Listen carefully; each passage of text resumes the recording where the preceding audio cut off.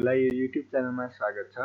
आज म Nepal accounting standard 37 provision contingent liability र कन्टिन्जेन्ट एसेटको बारेमा यहाँ सर्ट रिभिजन साथसाथै कन्सेप्चुअल अन्डरस्ट्यान्डिङका साथ रिभिजन गर्न गइरहेको छु। यदि तपाईँ यो च्यानलमा नयाँ हुनुहुन्छ भने यो च्यानललाई सब्स्क्राइब गरेर यो भिडियो अगाडि बढाउनुहोला, किनकि यदि सब्स्क्रिप्सन छ भने तपाईँले यो च्यानलमा भिडियोहरू अपलोड हुने बित्तिकै तपाईँले नोटिफिकेसन पाउन सक्नुहुनेछ। त्यस कारणले you must have to subscribe this channel. अब हामी सुरु गरौँ। सुरु गर्दाखेरि एनएएस 37 प्रोभिजन कन्टिन्जेन्ट लायबिलिटी र कन्टिन्जेन्ट एसेट धेरै इम्पोर्टेन्ट रहेको च्याप्टर हो। यसमा हामी at first we all know that the objective of this NSA. अब नेपाल एकाउन्टिङ स्ट्यान्डर्ड 37 त बनायो र यसको उद्देश्य के हो भन्दाखेरि अब्जेक्टिभले भन्नु पर्यो। अब अब्जेक्टिभ यसको उद्देश्य के हो भन्दाखेरि to prescribe the criteria for recognition and measurement of, यो लाइनले नै पुरा छर्लङ्ग पारिदिन्छ। भनेको के हो कि यस्तो क्राइटेरियाहरूलाई यस्तो प्रिस्क्राइब गर्छ कि जहाँनिर हाम्रो रिकग्निसनका साथसाथै मेजरमेन्टहरू हुनु पर्यो। के को हुनु पर्यो? Provision at first provision, then after contingent liability, then after contingent asset. भनेको के हो कि यसको मेन उद्देश्य भनेको के हो कि to prescribe the criteria for recognition and measurement of provision contingent liability and contingent asset. To prescribe the criteria for recognition and measurement of provisions contingent liabilities and contingent asset. भनेको contingent liability, provision 1 नम्बरमा अनि 2 नम्बरमा contingent liability, contingent asset. यी तीनवटाको measurement र यिनीहरूको पहिचान अर्थात् recognition अर्थात् मेजरमेन्ट, मापन तथा पहिचान गर्नु अर्थात् मेजरमेन्ट र रिकग्निसन गर्ने एउटा क्राइटेरिया दिने भएकोले यसको अब्जेक्टिभ भनेको एनएएस 37 ले भन्न खोजेको हो। त्यसपछि हामी अब कुन कुराको भन्दाखेरि प्रोभिजन कन्टिन्जेन्ट लायबिलिटी र कन्टिन्जेन्ट एसेट भनेर हामीले अघि नै पढिसक्यौँ भने अब हामीलाई प्रोभिजन भनेको के हो? अब प्रोभिजन त भन्यो। प्रोभिजन भनेको के हो? अब यो एनएएस 37 ले प्रोभिजनलाई कसरी डिफाइन गरेछ भन्दाखेरि it is the liability of uncertain timing or amount. Uncertain timing or amount, यहाँनिर अनसर्टेन भनेको धेरै इम्पोर्टेन्ट हो। मेनली यो प्रोभिजनको डेफिनेसनमा यदि अनसर्टेन भन्ने वर्ड नै छैन भने यो इन्कम्प्लिट डेफिनेसन हुन्छ। जस्तै provision is the liability of uncertain timing and amount. Uncertain भनेको हामीलाई त्यसको निश्चित छैन, त्यो अब जस्तै प्रोभिजन मिल्न पनि सक्छ नमिल्न पनि सक्छ हो। त्यसलाई अब जस्तै एउटा के हो, यो लायबिलिटी हो प्रोभिजन भनेको। Amount that arises the present obligation from past event. भनेको अब्लिगेसन भनेको दायित्व, प्रेजेन्ट आजभोलिको दायित्व के को कारणले? पास्ट इभेन्ट, हाम्रो पास्ट इयरमा गरेका पास्ट इभेन्टहरू, पास्टमा भएका घटनाहरूको कारणले अहिलेको present location and condition, present एजमा हाम्रो अब्लिगेसन के छ त भन्न खोजेको प्रोभिजन हो। र आउटफ्लो इभेन्ट त भन्यो, इभेन्टले के क्रिएट गर्छ? इट क्रिएट्स लिगल अब्लिगेसन साथसाथै constructive obligation which outflow of benefit आउटफ्लोको लागि यसले क्रिएट गर्छ कि लिगल अब्लिगेसन र कन्स्ट्रक्टिभ अब्लिगेसन। त्यसपछि हाम्रो रहेको छ लिगल अब्लिगेसन र कन्स्ट्रक्टिभ अब्लिगेसन। भन्दाखेरि लिगल अब्लिगेसन भनेको के हो यो पनि त बुझ्नु पर्यो। Legal obligation is one that derive from a contract, legislation or any other operation of law. हामीले अब लिगल अब्लिगेसन भनेको त यो कन्ट्र्याक्ट एक्टमा पढिसक्नु भएको हो। भनेको यो लिगल भनेको लको अनुसार यस्तो दायित्व हो जसले हामीले कन्ट्र्याक्ट अर्थात् कुनै कार्यपालिका न्यायपालिका लेजिस्लेसनहरूको एउटा अपरेसन अफ लको रूपमा हामी लिगल अब्लिगेसनलाई भन्न सक्छौँ। त्यसपछि हाम्रो कन्स्ट्रक्टिभ अब्लिगेसन भनेको के हो? अब हाम्रो कन्स्ट्रक्टिभ अब्लिगेसन भन्दाखेरि कन्स्ट्रक्टिभ अब्लिगेसनको केसमा अब जस्तै लिगल अब्लिगेसनको बारेमा त पढ्यौँ। अब कन्स्ट्रक्टिभ एब्लिगेसन भन्नाले अब के हो त कन्स्ट्रक्टिभ अब्लिगेसन भनेको? कन्स्ट्रक्टिभ अब्लिगेसन पढ्नुभन्दा अगाडि हामीले आउटफ्लो अफ बेनिफिट के को रूपमा हो त? अब जस्तै अब हामी provision is the liability of uncertain timing or amount that present obligation from past event. Outflow of benefit or legal it create the legal obligation and constructive obligation. अब हामी कन्स्ट्रक्टिभ अब्लिगेसन भनेको के हो भन्दाखेरि कुनै पनि इन्टिटीको एक्सनबाट आउने यस्तो अब्लिगेसन, यस्तो दायित्वलाई हामी कन्स्ट्रक्टिभ अब्लिगेसन भन्छौँ। जस्तै हामी यसको for example, as a result the entity has created the valid expectation in our parties that it will discharge those liability भनेको कन्स्ट्रक्टिभ अब्लिगेसन हो। अब हामी when to recognize प्रोभिजनलाई हामी कतिखेर रिकग्नाइज गर्छौँ? रिकग्नेसन अफ प्रोभिजन भन्नु र when to recognize प्रोभिजन भनेको अब प्रश्नवाचक चिन्ह आउँदाखेरि नै अब यहाँनिर प्रेजेन्ट अब्लिगेसन, प्रोबेबल आउटफ्लो र reliable estimate. Provision should be recognized as the liability in the financial statement when the following conditions are satisfied।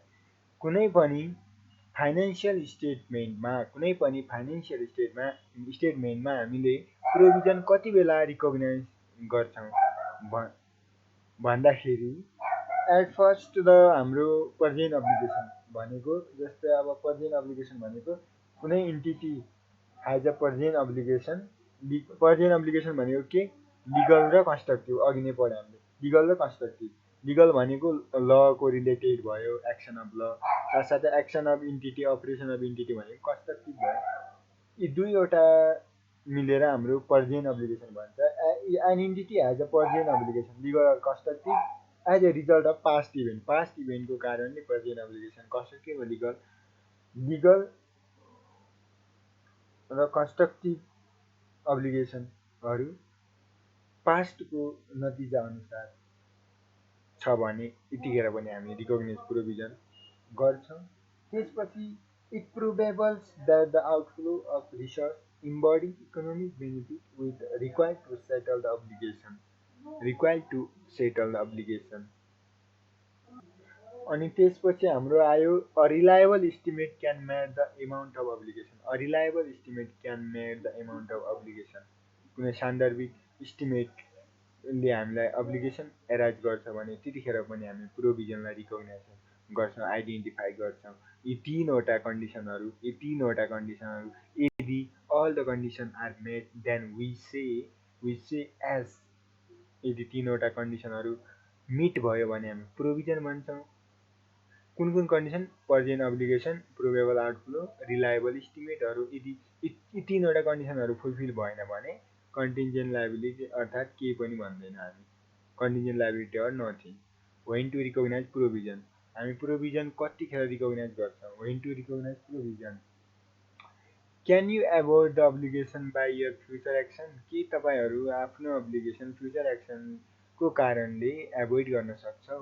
यदि सक्छौ भने do not recognise a provision. त्यतिखेर हामी यदि प्रेजेन्ट अब्लिगेसन नै फ्युचर एक्सनको कारणले त होइन, त पास्ट इभेन्टहरू पहिले जस्तै अब पास्ट इयरका घटनाहरूले अहिलेको कारण अहिले आएर हामीले त्यो फुलफिल गर्छौँ भने त्यतिखेर त प्रोभिजन भन्ने हो। तर यहाँनिर फ्युचर एक्सन भन्यो। फ्युचर एक्सनको केसमा त हामी यदि फ्युचर एक्सनमा हामीले अब्लिगेसनहरूलाई एभोइड गऱ्यौँ भने हामी do not recognise the provision. Correspond means do not recognise. त्यसै गरी यदि you can avoid the obligation by your future action, यदि फ्युचर एक्सनले तपाईँले अब्लिगेसनहरू एभोइड गर्न सक्नुहुन्न भने रिकग्नाइज अ प्रोभिजन, त्यतिखेर हामी provision recognise. For example training of personal, हाम्रो डु नट रिकगनाइज अफ प्रोभिजनमा रह्यो भने वारेन्टी अफ रिपेयर भनेको रिकग्नेसन अफ प्रोभिजनभित्र रह्यो। अब कन्टिन्जेन्सी भनेको के हो त? कन्टिन्जेन्सी भनेको के हो? कन्टिन्जेन्सीलाई हामी दुईवटा भागमा डिभिजन गर्न सक्छौँ। At first we know that the contingent liability it happen or not happen in a future which is uncertain about that event भनेर हामीले कन्टिन्जेन्ट लाइबिलिटीलाई भन्छौँ भने त्यसपछि कन्टिन्जेन्ट एसेटहरू भनेको के हो भन्दाखेरि अब कन्टिन्जेन्ट लाइबिलिटी र कन्टिन्जेन्ट एसेटमा हाम्रो contingent asset are the possible asset plus outflow in probable. यस्तो पोसिबल एसेट साथसाथै इन्फ्लो इन अ प्रोबेबल वेमा हामीले इन्फ्लो हुनु पर्यो, not the outflow in a probable manner, not probable म्यानरमा आउटफ्लो हुनु पर्यो भनेको। भने कन्टिन्जेन्ट लाइबिलिटीहरूमा पोसिबल अब्लिगेसनहरू त भयो, साथसाथै हुन सक्ने दायित्वहरू त भयो, साथसाथै प्रेजेन्ट अब्लिगेसन पनि भयो भने त्यसमा हामीले आउटफ्लो पोसिबल छ भने not probable or not reliably measurable in this case we disclose the required. यदि त्यतिखेर हामीले डिस्क्लोजर अफ रिक्वायरमेन्ट दिन सक्छौँ। हाउ टु मिजर द प्रोभिजनलाई हामीले कसरी मिजर गर्ने त? हाउ टु मिजर प्रोभिजनलाई कसरी मिजर गर्ने? अब यसको मेजरमेन्ट आयो। प्रोभिजनलाई हामीले मेजरमेन्ट गर्दाखेरि measurement of provision at a initial recognition भन्दाखेरि amount recognized as the provision is the best estimate of expenditure required to settle the obligation at the end of reporting period. The estimate will be determined by the judgment of the entity's management, supplemented or experience of the transaction. Best estimate of expenditure to settle obligation and judgment expected value and individual most likely outcome, जस्तै risk and uncertainty or present value, साथसाथै future value, no gain from disposal of asset, no gain from disposal of asset। अब जस्तै हामी for example future इभेन्टहरूको यहाँनिर example दिन चाहन्छौँ है। Future event which are reasonable expected to occur, estimate or expenditure नामै यहाँनिर बेस्ट इस्टिमेट भनेपछि रिजनेबल्ली मुनासिब तरिकाले एक्सपेक्ट गर्न सकिने कुरा हो। जस्तै हामी इक्जाम्पल नयाँ लेजिस्लेसन आयो भने चेन्ज इन टेक्नोलोजीहरू कुनै अर्गनाइजेसनहरूमा टेक्नोलोजी चेन्ज भयो भने that may affect the amount that required to settle entity obligations should be taken into account। भन्न खोजेको के हो कि जस्तै हाम्रो प्रोभिजन भनेको त अब जस्तै प्रोभिजन त हामीलाई अनसर्टेन छ, किनकि अब जस्तै कुनै गभर्मेन्टको पोलिसीहरू, गभर्मेन्टको रुल, गभर्मेन्ट एमेन्डमेन्टहरू आयो भने रेटहरू, साथसाथै त्यसको बारेमा अब एमेन्डमेन्ट आयो भने त चेन्ज हुन्छ। त्यस कारणले एमाउन्ट क्यालकुलेट गर्दाखेरि मेजर गर्दाखेरि त्यो केसमा त हामीले सेटल गर्नलाई अलि अप्ठ्यारो हुने भएको कारणले एक्सपेक्टेड भ्याल्यु त्यतिखेर हामीले जजमेन्टल स्किल लगाएर एक्सपेक्टेड भ्याल्यु साथसाथै इन्डिभिजुअल मोस्ट लाइकली आउटकमको हिसाबले हामीले रिकग्नेसन गर्न सक्छौँ। त्यसपछि गाइज हामीले हाउ टु एकाउन्ट फर प्रोभिजनको एकाउन्ट कसरी गर्ने त? अब डेबिट र क्रेडिट भन्दाखेरि जस्तो रिकग्नेसन अफ प्रोभिजन, यदि हामीले प्रोभिजन रिकग्नाइज भयो भने एक्सपेन्सेस अर्थात् एसेटहरूलाई डेबिट गर्ने र क्रेडिट लाइबिलिटी र प्रोभिजनहरू जहिले पनि लाइबिलिटी प्रोभिजन त क्रेडिट नै हुने भयो। त्यसपछि अनवाइन्डिङ द एकाउन्टको केसमा हामीलाई फाइनेन्स कस्टलाई डेबिट गर्ने भनेपछि लाइबिलिटी र प्रोभिजनलाई क्रेडिट गर्ने। युज अफ प्रोभिजनहरूमा जस्तै लाइबिलिटी प्रोभिजन हो भने अनि क्रेडिटको केसमा क्यास अर्थात् ब्याङ्क एक्स्ट्राहरू क्रेडिट आयो। त्यसपछि रिम्बर्समेन्टमा डेबिट के गर्ने? अब जस्तै युज अफ यदि प्रोभिजन युज भइसकेपछि लाइबिलिटी अर्थात् प्रोभिजनलाई हामीले डेबिट गऱ्यौँ, क्यास र ब्याङ्कलाई क्रेडिट गऱ्यौँ, किनकि क्यास ब्याङ्क गयो अनि लाइबिलिटी हाम्रो घट्यो। त्यसपछि अनि रिम्बर्समेन्ट भनेको reimbursement asset account debit to expense account credit, यो त एकाउन्टिङ ट्रिटमेन्ट आयो। अब प्रोभिजनको केसमा अब जस्तै प्रोभिजनको केसमा हामी फ्युचर अपरेटिङ लसेसहरूलाई लाइबिलिटीभित्र रिकग्नाइज गर्दैनौँ, किनकि त्यहाँनिर प्रोभिजन नै हुँदैन र इम्पियरमेन्ट अफ एसेट पनि यदि छ भने।